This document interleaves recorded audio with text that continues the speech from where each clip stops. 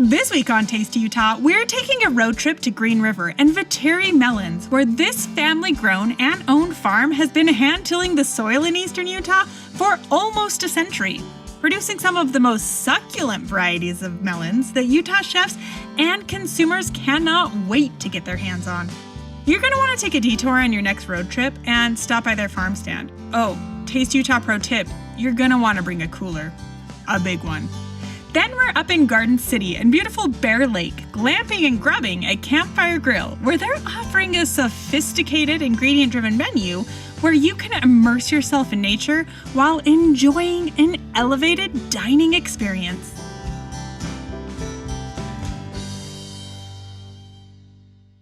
Behind every good food story is a great people story. Taste Utah brings you the faces behind our local flavors, from soil and seeds to the variety of our authentically Utah restaurants.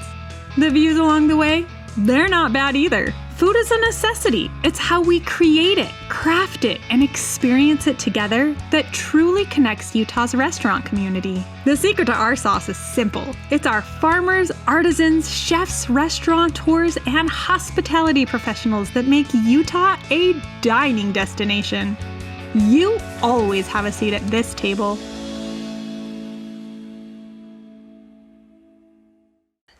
We're in Green River. I'm taking you to Vetere Melons. They have been on our radar for the past 8 seasons because restaurant chefs have been using them all over the state. They're growing incredible watermelons, cantaloupe. We're gonna go meet up with Greg. He's gonna tell us why Green River is the perfect environment to grow these succulent, delicious fruits. Hi, Katy. Hi. It's good to have you here, Katy. Oh my gosh, I am so excited to be here. I cannot wait to talk Green River Melons, but first you have to introduce me to your ladies. This is my wife, Rita. Okay, Rita, nice to meet you. And this is my oldest daughter, Heidi. Heidi, so nice to meet you. Yes. So you've grown up basically farming watermelons. Yes. Since I've been born. Yep, we've been doing this. Gosh. And it's great. It's a great way to grow up. And how old is the actual farm? You know, my dad started as a kid when in the early 1900s. Well, he was born in 34, but his dad, they grew melons, shipped them out by rail. Wow. And the kids would pick watermelons, and he would drive horse and buggy to Kenilworth, Price, and Schofield. Whoa. And come back, and that's where it started. Then he went into service. In 1958, he got out of the service, and he decided that he wanted to give people something good, and he came back and started his own farm in 58. When you grow food, when you cultivate it, you're exposing people from all over the world to something that is so unique about Utah. My dad's motto was, you know, if you can't put a smile on someone's face, the dollar's not worth nothing. So that was his motto, and we still live by that today. Your Green River watermelons have come up in almost every season of conversations I have with chefs when there's a melon dish. What makes Green River watermelons, especially yours, so special and unique? We don't put a lot of fertilizer on. Okay.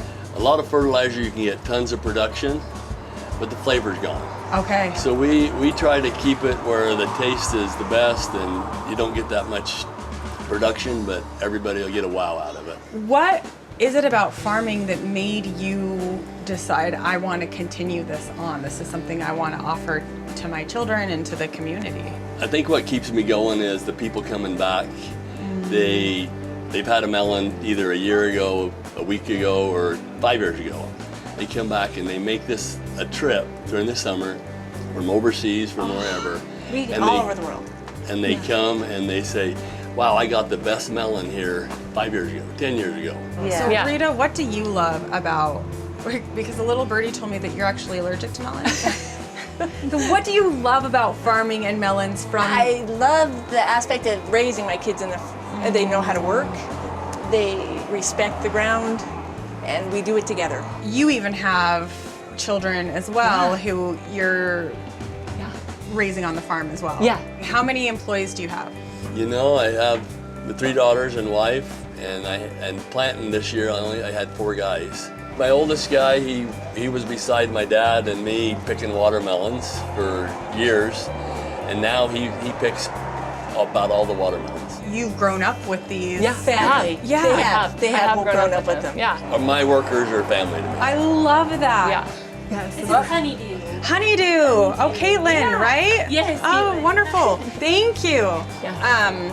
You cut it so basically it's already like ready for me to go. Yes, it Okay, is. cool. Dig on it.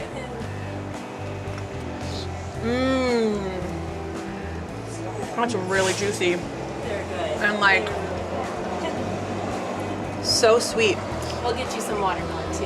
And then what are some of the other varieties again? We have canary, Israeli, Crenshaw, honeydew obviously, some green meated cantaloupe, which is kind of a honeydew cantaloupe flavor to it, regular orange meat cantaloupe.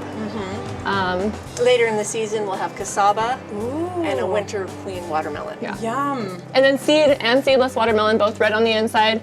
And then we have some yellow meated, also watermelon. Oh, Seedless. wow. Seedless. So a seedless. everything is basically seedless. Seems like that's just the way it's going, the trends of the time. Yes. Yeah. Seems like- Yeah. We talk about this a lot on the show as well, both with restaurants and with farms, that it's not a career, it's a lifestyle. Yes. What are the hours that you keep? That I keep? Yeah. I don't know. I'm up lots of times all night long, running Yeah. pumps Yeah. to drain water, Yeah. change Irrigate. water. But normally from 5 till midnight. Oh, looks like we got some watermelon. And this is raw. Let's get in on some of this watermelon. Rita won't, obviously, but and we've got the seeds here. Eat a That's piece. that's really nice. Grab a piece. You eat a piece. What you are doing down here, what you're offering the people of Utah is it's phenomenal. And I think we should get a watermelon cheers in here. Yeah. Just thank you. Thanks to all of you for all of your hard work and effort. We're gonna go cheers. We're gonna go learn more about it in the fields, Greg, right? We're gonna go to a watermelon field, maybe a cantaloupe field. But just thank you. Thank you so much for all of your effort. And let's Thanks go for make spreading the joy. Oh, listen, you make it easy when you grow the joy. I just tell people go eat it. Okay, let's go to the fields, shall we? Yeah. Okay. One of the many things that's really remarkable about what you do is that everything that you grow is grown by hand. We start by putting starts in a greenhouse, Okay. and they grow for a month, and then we'll start putting them in the ground the end of April, 1st of May, depending on the weather. And we'll come in and we'll make furrows, and we'll plant right beside that furrow with the plant. And what's a furrow? This that you're standing in here, that's Just where the this water, little- the furrow okay. is where the water will Water go comes from the through. top to the bottom of the Cool. field. And it's right close to it, because that little plant with the roots, if it don't have water, a lot of water, when Yeah. they're first starting, they'll die. Where does it go from here?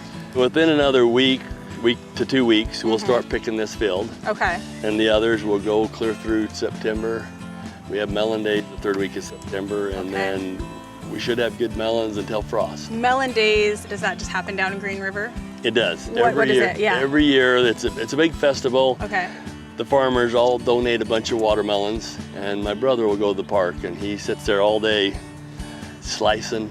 There's a vine here. Will you show me you want to make sure that you have like a flower.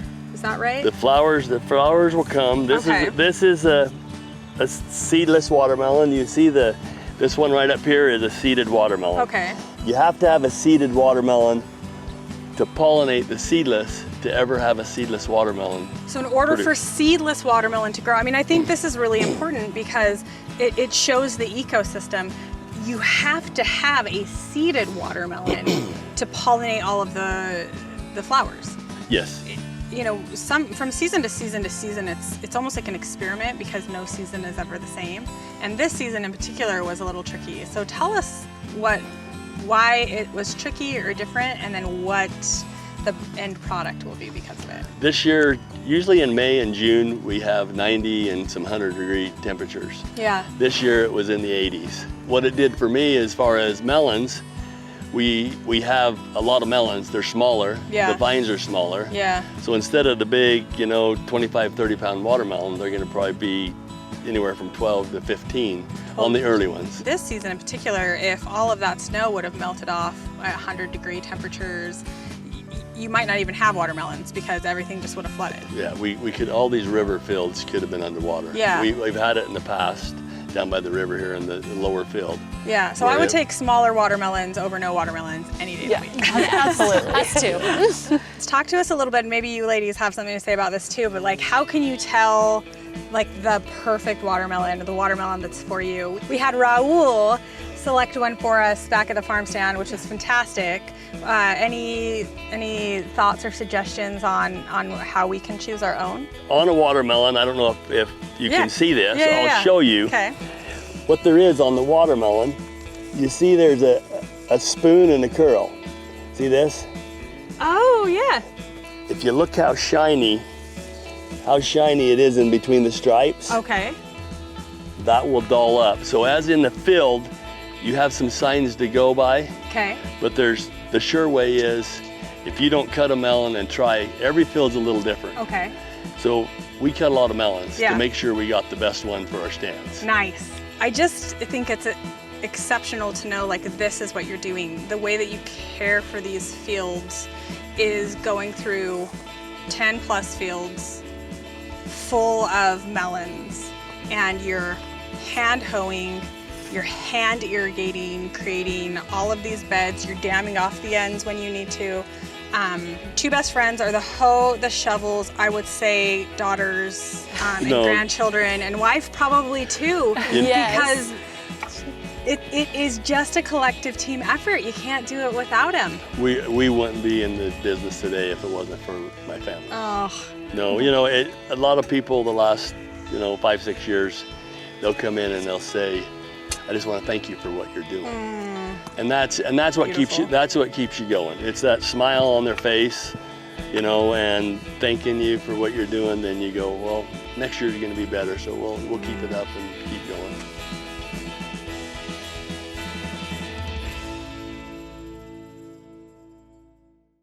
we're up in Garden City. I'm taking you to Campfire Grill at Conestoga Ranch, where they are elevating the food and beverage that's available right near the lake. Up here, they're known for raspberry shakes, burgers and fries, but the food scene is electric and they're elevating burgers to a whole nother level. They even have a cowboy bar.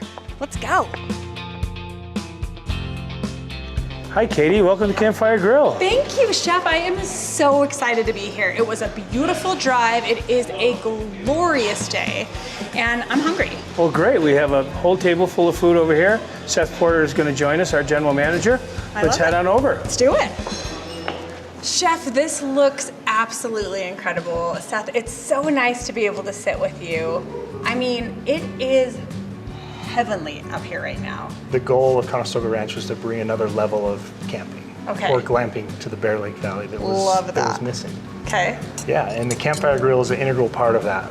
You know, it's open air, family oriented, really just, like you said, a slice of heaven to be at. Now you have covered wagons, you've got the tents, and then you've got like these large tents. Yeah. Is that sort of the offering as far as lodging goes? It is, exactly. Yeah, so that comfort part or that luxury part is definitely important. Yes. We want people to feel like they're outside, they're enjoying the environment, can sit around the fire, but they also have, you know, luxurious amenities. Some people will travel, you know, to remote places and try to recreate something like this. So it's so nice to actually have this offering so close and still get that same feel of dining al fresco, but really like in nature. It's an integral part of the whole resort. Yeah. The Campfire Grill is to where you can walk down from your tent and just have this beautiful venue that, you know, with all of the doors that open and just the feel, you're not having to go anywhere else once you're here. It's sophisticated food. Chef, what inspired you as far as the menu is concerned? What did you want to bring to the table, so to speak? We have as much local as possible. The trout that you're eating comes from Rainbow River Farm. I love It that. gets delivered to us twice a week. We feature all our burgers are Wagyu, and they're from a local farm as well. So you're using Wagyu beef in some of these more kind of classic and traditional offerings, which is really cool because the food scene here is known for burgers and fries. And so when you think about that and you think about sophistication, Wagyu burgers, mind blown, face melting. We have a couple different preparations. One that's in front of Seth is a breakfast burger. It's with cheddar cheese, applewood smoked bacon, and a fried egg. We also have a cowboy burger, which is topped with pulled pork and onion rings. Yum! So you're doing pulled pork up here as well? Yes. Oh, I love that. Yeah, we smoke it in-house. And then, the pizza is definitely an intricate part of what we do. Yeah. You've got two out here. Tell us which ones we're looking at. That's a shrimp and asparagus. It's a white sauce. Okay. All our flour and cheese are imported from Italy. Wow. Caputo. So it's made fresh daily. And you have a wood-fired pizza oven. Correct. Yeah. I mean, that's pretty phenomenal. Central part of our restaurant. When you come in, you look at it. I mean, you can see the wood fire pizza oven from out on the grounds and everything. And so you can smell it too. Yeah, that's the key part. Yeah. Love that. Talk to us about the recipe that goes into the dough, because this isn't just your run-of-the-mill, anyone's pizza, right? There's actually this incredible intention that goes into making it a full, almost Napoli experience. Yeah, it's like I said, it's flour imported from Italy. Being at 6,000 feet, it's a different mixture than you would get at sea level. Yeah. So it took a little bit of doing to perfect it. Yeah, it's beautiful. It's a standard Italian dough with just with yeast, salt, and water, and that's it. It's so good. We've got this beautiful caprese salad. Correct. Those are heirloom tomatoes. Love that. Fresh mozzarella. Okay. Desserts, New York style cheesecake with fresh berries and raspberry puree.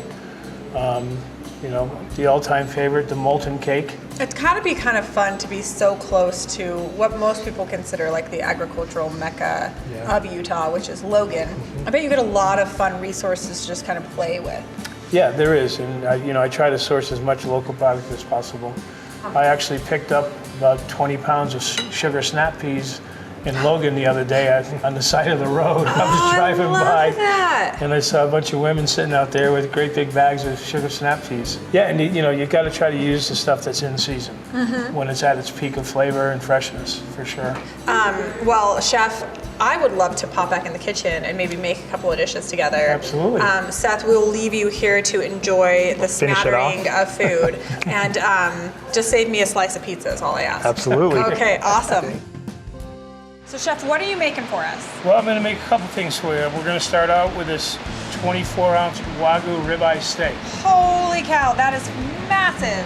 That's a thick steak, my friend. It is. Yeah. It is. That's someone's going to enjoy that steak. While the steak cooks, you're going to make another dish for us. I am. I'm Awesome. going to make you a shrimp and scallop pasta Okay. with a vodka sauce. Yum. And it's going to be tossed with a gluten-free cheese tortellini. So we're going to start with some large sea scallops. Okay, we got scallops going down on the smoking hot pan. We're going to get them caramelized. Love that. We're going to add some shrimp as well.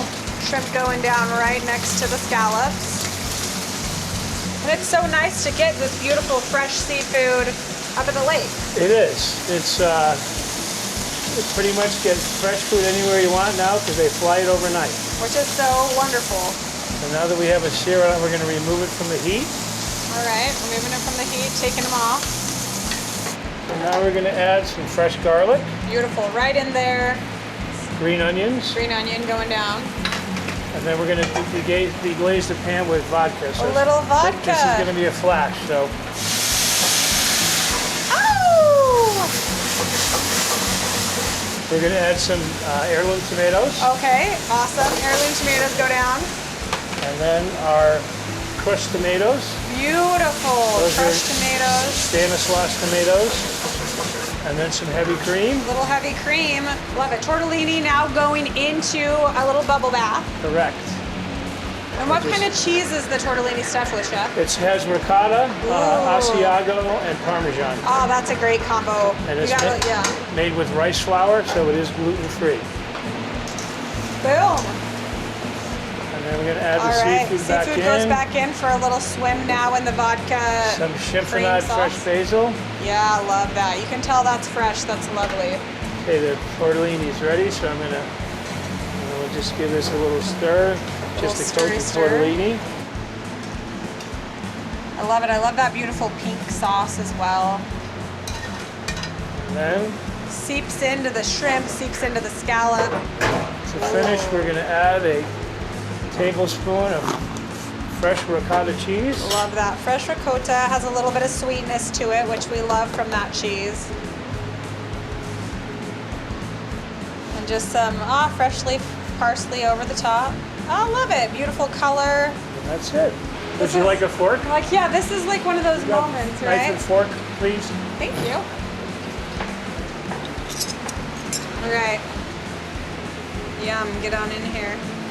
Get a little that, get a little scallop, ricotta. Oh my gosh.